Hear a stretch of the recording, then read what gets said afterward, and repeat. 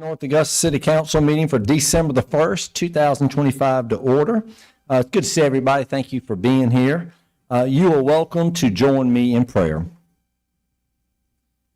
Dear God, as we enter this holiday season, we pause to thank you for our blessings.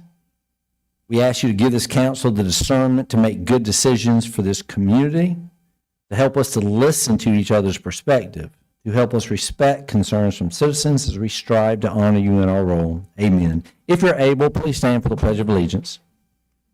I pledge allegiance.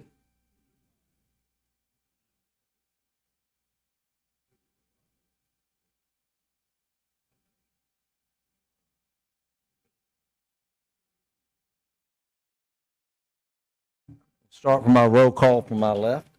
Robert Freitas, Pat Carpenter. Britton Williams. Kevin Toole, David Buck. Dennis Briatico. Right. Item 4, approval of minutes. Are there any corrections, deletions, or additions to the regular city council meeting minutes on November the 17th, 2025, or the study session minutes on November the 24th, 2025? Hearing none, they stand approved as distributed. Thank you. All right, this is always a great time. I'm going to ask Sergeant Justin Avachon if he would meet us down front to the dais. And do you have any family members you want to bring down?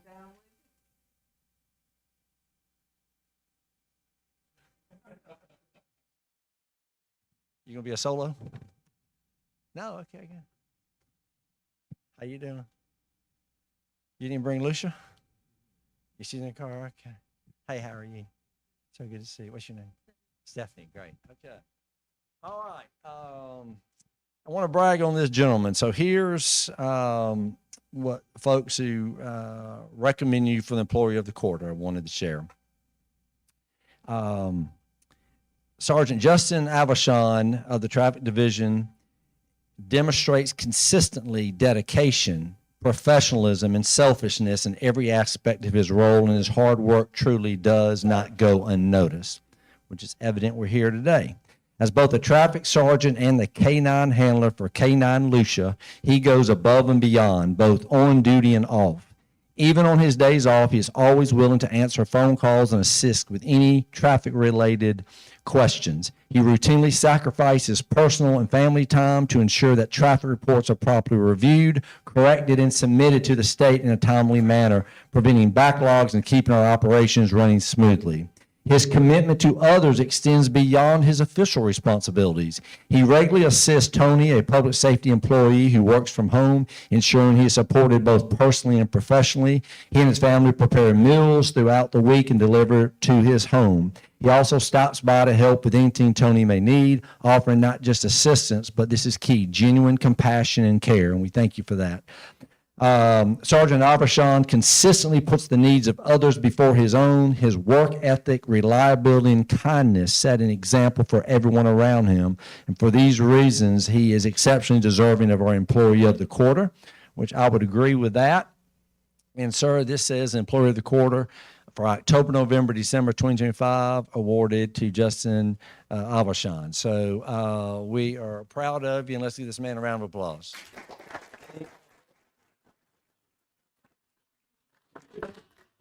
Okay. All right. Well, thank you so much. Appreciate your service.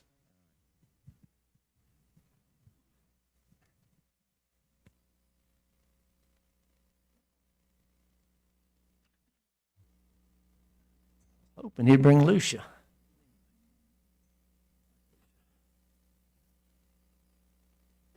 All right. We are moving to new business. Item 6. Public Safety Ordinance Number 2025-30 to regulate the operation of golf carts within the city of North Augusta, including nighttime use. Do I have a motion to approve this ordinance on first reading? So moved. Second. Okay, Mr. Toole, Ms. Carpenter, thank you. Anything you'd like to share about this, either Mr. Clifford or Chief Johnson? There's more of a technical deep dive. I'll defer to Chief on that, but for the purpose of the council this evening, what I would say is that the ordinance that you have before you is unchanged from the document that received the previous study session. There was some discussion about turn signals, I believe, but ultimately there's still some debate about whether this council has the authority to enact that. And our city attorney and I have had a discussion this morning, so he's running that to ground to see if that's even something that can be done through the council. But in the meantime, our recommendation as a staff is to consider this ordinance as it's written for y'all to consider here in the city. And then listed in section 1, I won't read them all to you, but these are all things that are required by South Carolina law. So those are inviolate. Those are things you cannot change or the city council cannot change. And then there are certain conditions that can be adopted by the council. It talks about being able to operate after sunrise until 11 p.m. under the following conditions: that the carts have headlights, taillights, brake lights, reflectors, and rear-facing mirrors. And also they have to comply with all the state law requirements, and that golf carts cannot be operated on sidewalks, bike paths, greenways, including ours, or unpaved trails, and they cannot be operated except on paved roadways in public parks or pedestrian malls unless expressly permitted by city signage, and they're also not allowed on private property without the permission of the private property owner. So that's a very short recap of just kind of the rules that are laid out in the ordinance update here for the city council to consider, and I would defer to either chief or our city attorney, Kelly Zier, if there are any other caveats to that update. Any questions for Chief or Jim? Just for, I know we had a long conversation about it last time, and I realized that we can't change the portion that says children under the age of 12 are required to wear a seatbelt, but have we confirmed that we can add another additional requirement that makes that, I know we can't make it less restrictive, but can we make it more restrictive? Are we certain of that? Let me respond to that. I basically looked at it, and actually I know the chief wants to add turn signals, and I think it'd be fine, but I'll just read you exactly what the statute says. A municipality may by ordinance stipulate the hours, methods, and I have no idea what they mean by methods, and locations of golf carts. And I don't see how turn signals would come under methods, nor to add any other seat belts. Then going on down, it also says that they may, by ordinance, permit the operation of golf carts at night, provided the golf carts are equipped with working headlights and taillights. And to me, they have preempted the field with that. I really thought today about trying to contact Bill Hickson to see if there was any discussion about that on the floor, but I would have to tell you that in my opinion, that what this says we can do does not include requiring additional equipment on the vehicle. Okay, so if that does come like down the line at some point, can we just add it to it, or we have to re-vote on a different ordinance, or can we add it to it? If we find out at some time later that we could do that, we would just have to amend the ordinance and add that to it. All right, perfect. But at this point, I would just tell you, I would not feel comfortable with us passing this and have our law enforcement people charge somebody for not having turn signals, because I don't think we have the right to require that.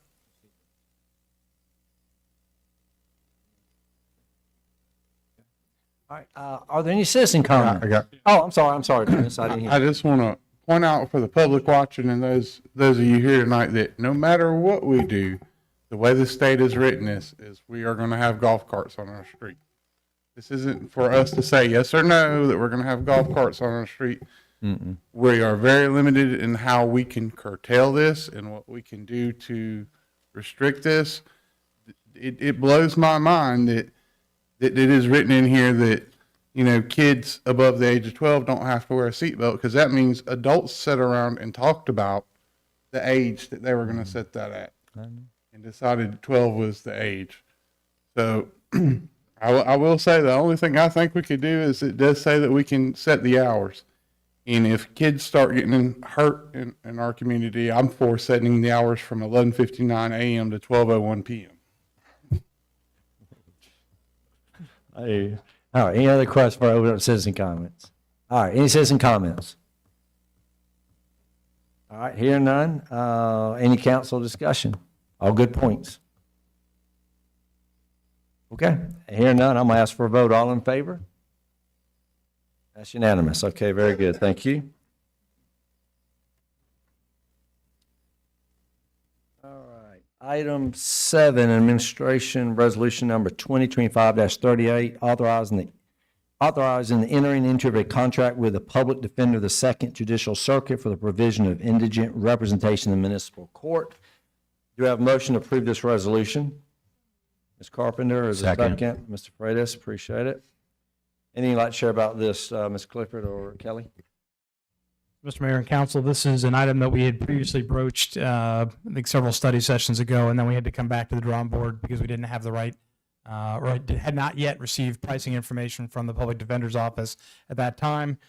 We have received that pricing information, and so what you have before you is a request to enter into a contract with the Public Defender of the Second Judicial Circuit, which would run beyond the current term.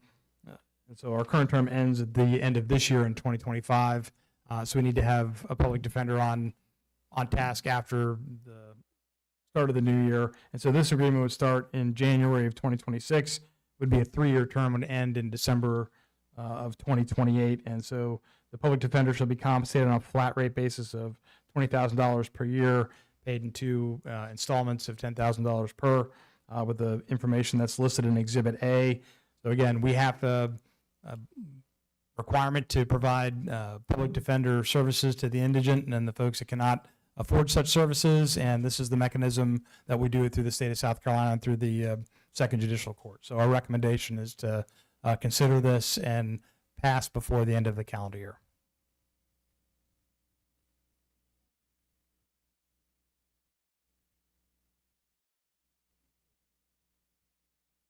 Are there any citizen comments? I'm sorry. Any council discussion?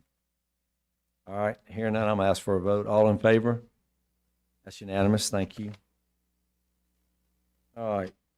Item 8, Parks and Recreation, resolution number 2025-39, relating to the Department of Parks and Recreation Department authorizing grant application to the state of South Carolina Parks, Recreation and Tourism Department for federal funding assistance to support projects submitted under the Land and Water Conservation Fund program as provided in the Land and Water Conservation Fund Act of 1965 as amended. You'll have a motion to approve this resolution. So moved. All right, Mr. Buck, thank you. Second. All right, Mr. Briatico, appreciate it. Anything you'd like to share about this? Mr. Mayor and Council, I'd like to defer comment on this item to our Assistant City Administrator, J.D. McCauley. Good evening, Mayor and Council. Just to remind you, last week we talked about this at length, but just to let you know, these are 2 projects that are selected off the CPST 5 list for Parks and Rec. Again, this is a resolution to authorize us to enter or to apply for this grant. We apply every year. It is very competitive. The 2 projects that we have selected are the Riverview Park Playground Shade Structure, and the second project is the Summerfield Park Adaptive Playground. So it's a playground that will have adaptive features for children of all abilities.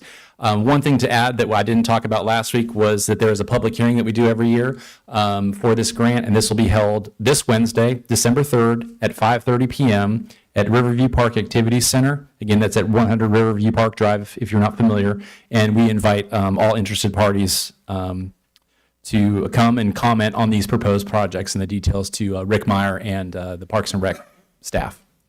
We have gotten this grant in the past, right?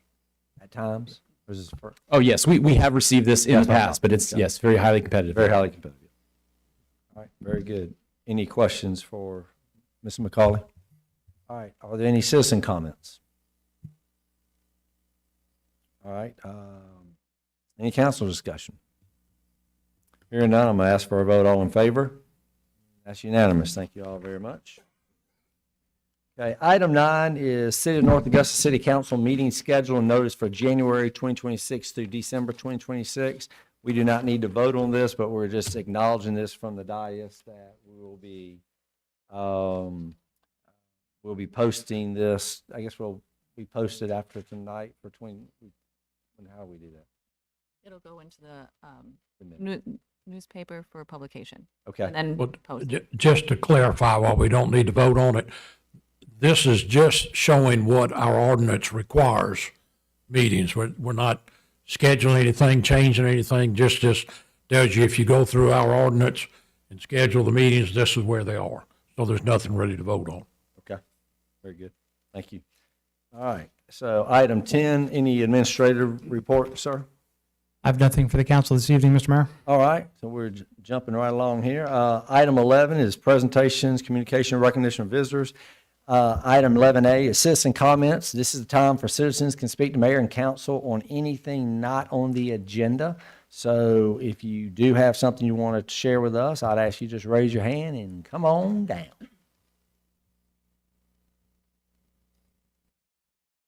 Okay, then we are now at, I've got a lengthy number of things to share, but I'm going to just go around real quick. Is there anything in particular anybody needs to respond? Anything needs to say? Okay, so let me give a couple up. I'm gonna give an update and then highlight some things. So, wanted to give an update. Tabitha had come to us 2 weeks ago, I think, with a list of 4 items from, I think it was the first or maybe the second meeting y'all had, Robert. I can't remember. But anyway, so I wanted to kind of respond to those, kind of where we are. I didn't get a chance to do it last week. There were a lot of things going on, people out last week. One was FONA is asking the committee to seek permission from public safety to place a microchip scanning station in a strategic location.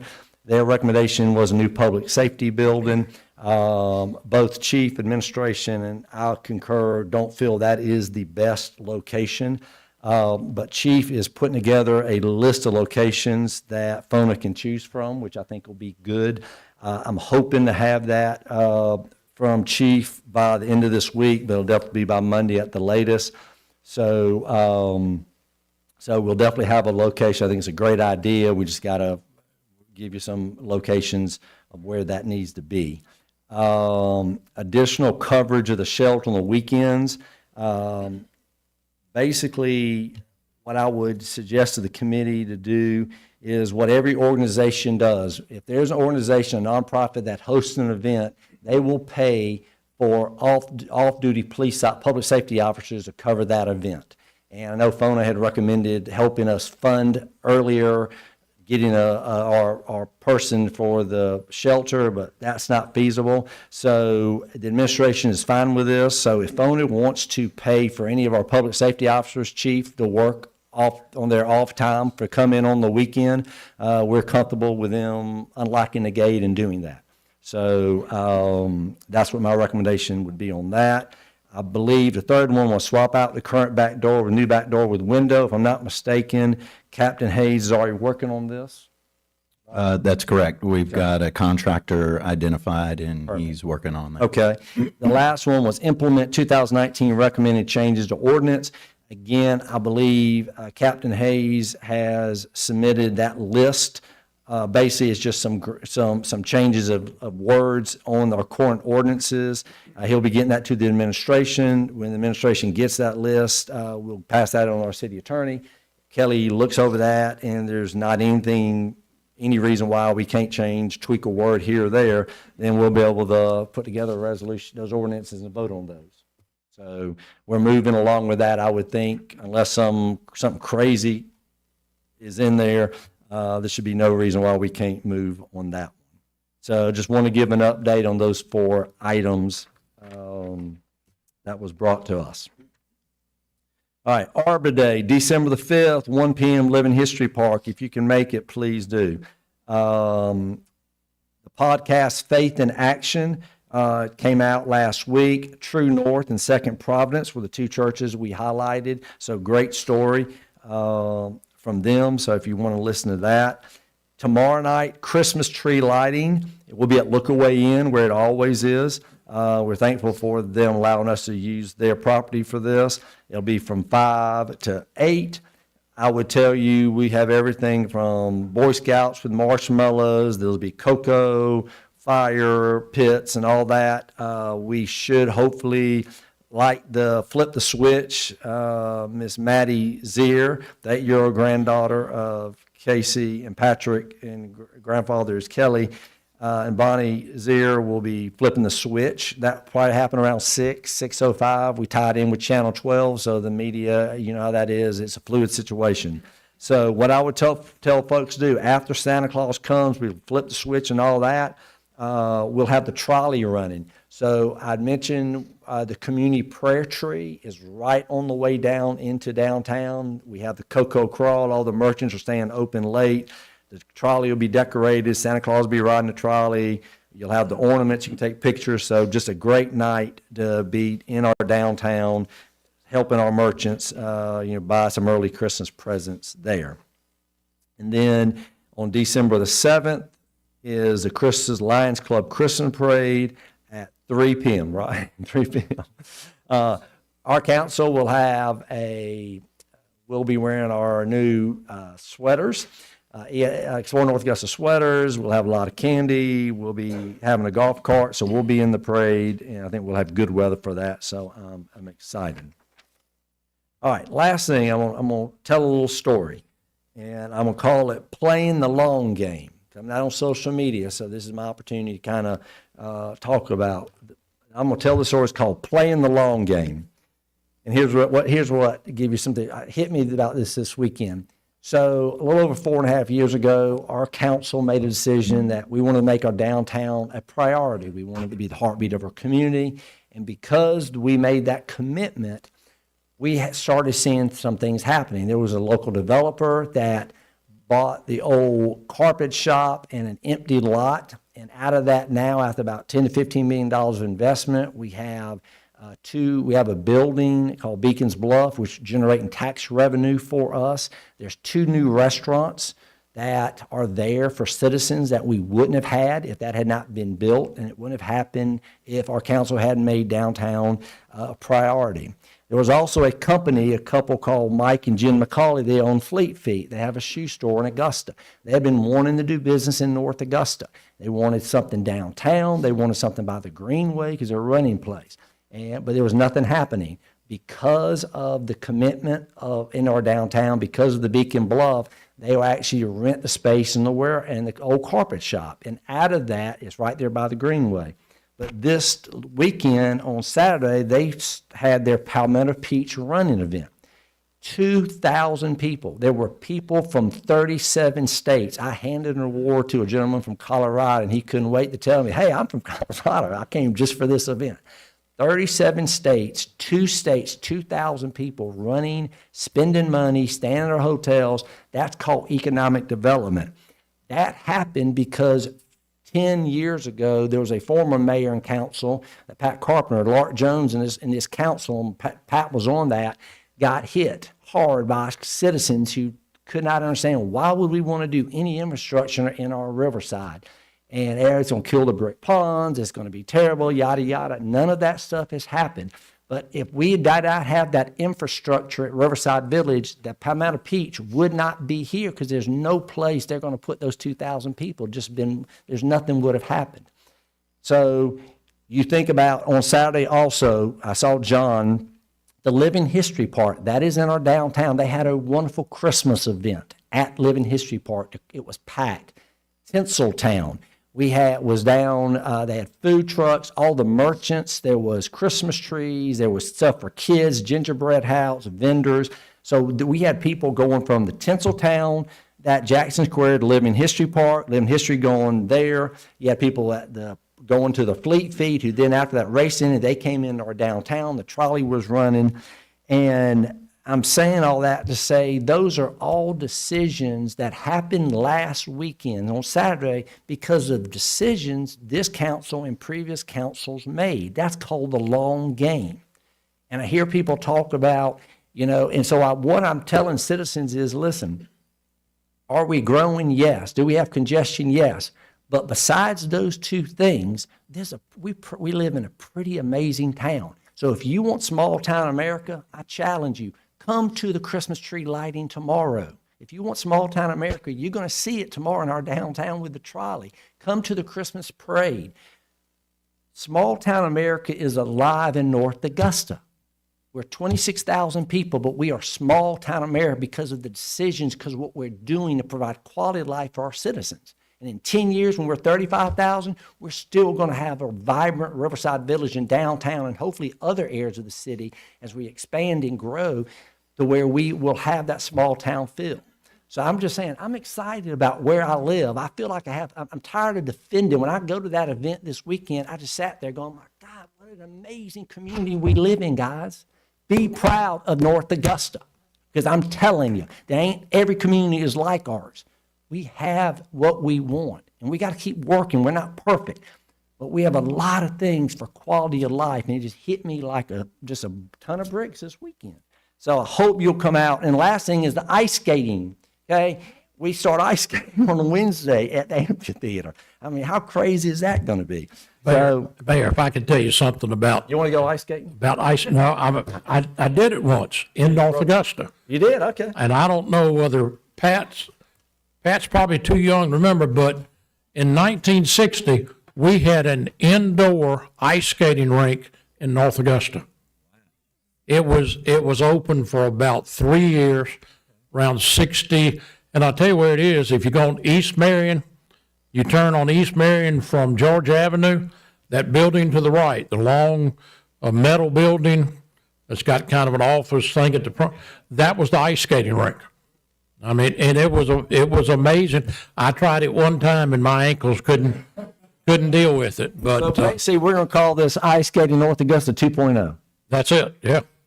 What comes around goes around. Anyway, a lot of just great stuff. So, Mr. Mayor, real quick, I do want to say that, yeah, Mr. Radico. speaking of being proud of public safety, we are down to 3 dogs at the pound. We try to do an empty house before the holidays every year. So please, y'all, if you're going to keep it and treat it right, or you know somebody who will, come help us get these last 3 dogs out so we can do an empty pound day. Thank you. That'd be a great Christmas present. All right. Thank y'all for being here. We stand adjourned.